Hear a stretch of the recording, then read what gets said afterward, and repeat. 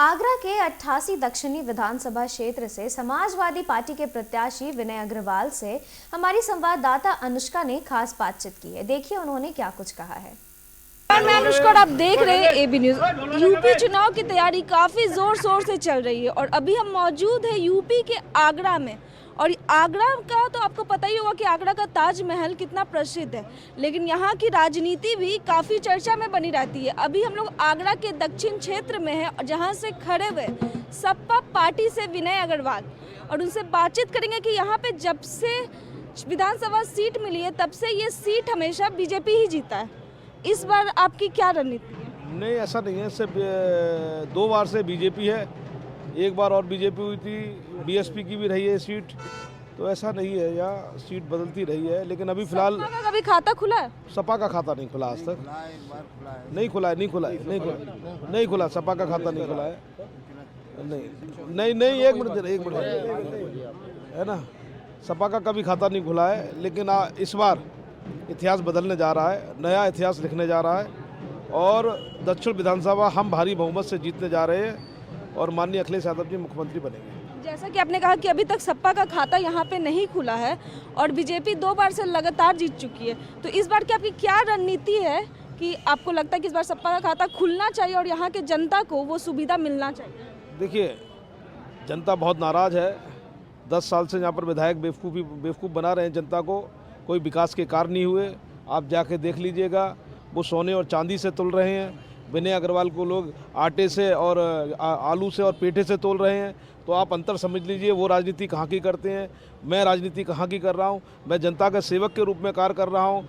मैं 25 साल से मैंने समाज की सेवा की है। एक समाज सेवी को माननीय अखिलेश यादव जी ने टिकट दिया है। कुछ लोगों ने गलतफहमी फैला रखी है, कुछ लोगों ने कि समाजवादी गुंडों की पार्टी है, और मैं क्या गुंडा हूँ? मेरे खिलाफ एक भी मुकदमा नहीं है, एक भी कोई कंप्लेंट नहीं है। तो मुझ जैसे समाज सेवी व्यक्ति को टिकट देके उन्होंने क्या मैसेज देने का कार्य किया, आप खुद देखिए कि हम दक्षिण विधानसभा पे एक समाज सेवी जीतने जा रहा है। इस भीड़ को आप ईवीएम के वोटों में कैसे कन्वर्ट करिएगा? मैं कोई कन्वर्ट करने वाला नहीं होता हूँ। पार्टी के मुद्दे, पार्टी की बातें, पार्टी के सिद्धांत, प्रत्याशी की छवि जनता देख रही है। माननीय अखिलेश यादव जी ने आगरा में पहले भी बहुत विकास कार्य कराए हैं। आगरा को चाहे मेट्रो देने की बात हो, आगरा को लखनऊ एक्सप्रेसवे देने की बात हो, आगरा को ताजमहल का सौंदर्यीकरण की बात हो, इंटरनेशनल एयरपोर्ट का मुद्दा उन्होंने सबसे पहले उठाया, आगरा में इनर रिंग रोड की बात हो, और उन्हें आगरा को बहुत कुछ दिया जब आगरा ने उनको कुछ नहीं दिया। इस बार लेकिन आगरा उनको बहुत कुछ देने जा रहा है। माननीय अखिलेश यादव जी को निश्चित रूप से आगरा में विकास की गंगा बहेगी। बहुत बड़ी इंडस्ट्री, आईटी, हमको कुछ नहीं दिया इस बार, लेकिन आगरा उनको बहुत कुछ देने जा रहा है। माननीय अखिलेश यादव जी को निश्चित रूप से आगरा में विकास की गंगा बहेगी। बहुत बड़ी इंडस्ट्री आईटी हब के रूप में लगने वाली चाहिए। जो पिछली बार उन्होंने आईटी पार्क के लिए ज़मीन दे दी थी, लेकिन इस सरकार ने उस पर कुछ नहीं किया। लोग पार्क, जमीन, सर, बिजली, ये सब तो अलग बात है, लेकिन अगर बेरोजगारी का मुद्दा भी बहुत ज़्यादा चल रहा है देश में, कोरोना काल के बाद आर्थिक स्थिति जो गड़बड़ाई है तो बेरोजगार बहुत हो गए, तो इस पर क्या काम? निश्चित रूप से जब आईटी पार्क स्थापित होगा तो आईटी इंडस्ट्री डेवलप होगी, लोगों को रोजगार मिलेगा। जो कोरोना में जो लोगों को, व्यापारियों को मार पड़ी है, व्यापारियों में बहुत गुस्सा है। 20 लाख करोड़ का पैकेज पता नहीं किसको दिया, कहाँ दिया, व्यापारी ढूंढ रहा है, जनता ढूंढ रही है, और जनता चाहती है कि हम ऐसे विकासवादी पुरुष को आगे लाएं जो आगरा का विकास कर सके। आगरा में अगर विकास की बात करें तो आपको क्या लगता है कि विकास के लिए क्या क्या भी बदलाव और होना चाहिए?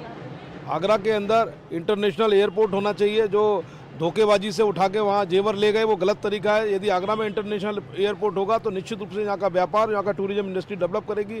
आगरा में फुटवियर इंडस्ट्री है, फुटवियर इंडस्ट्री का बहुत अच्छा डेवलपमेंट होना चाहिए। एक फुटवियर पार्क भी बनना चाहिए। आगरा में पेठा इंडस्ट्री है, इसका डेवलपमेंट होना चाहिए।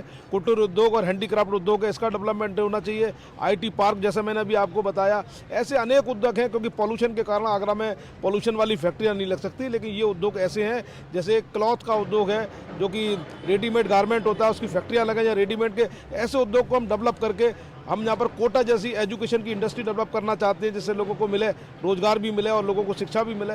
आगरा में एमजी रोड पे जाम के कारण बहुत दिक्कत होती है लोगों को। एलिवेटेड रोड की मांग है, और सफाई व्यवस्था और सड़कें, ये तो एक जनरल मांग है। ये भी मांगे हम पूरी करेंगे। अनेक मांगे हम रोजगार और व्यापार लोगों का बढ़ाना चाहते हैं। कोरोना काल के समय आपने आम लोगों की मदद किस तरह से की है? कोरोना काल के समय में लोगों को ऑक्सीजन नहीं मिली, लोग मर गए, लोगों को बेड नहीं मिला, इंजेक्शन और दवाइयाँ ब्लैक में बिकी।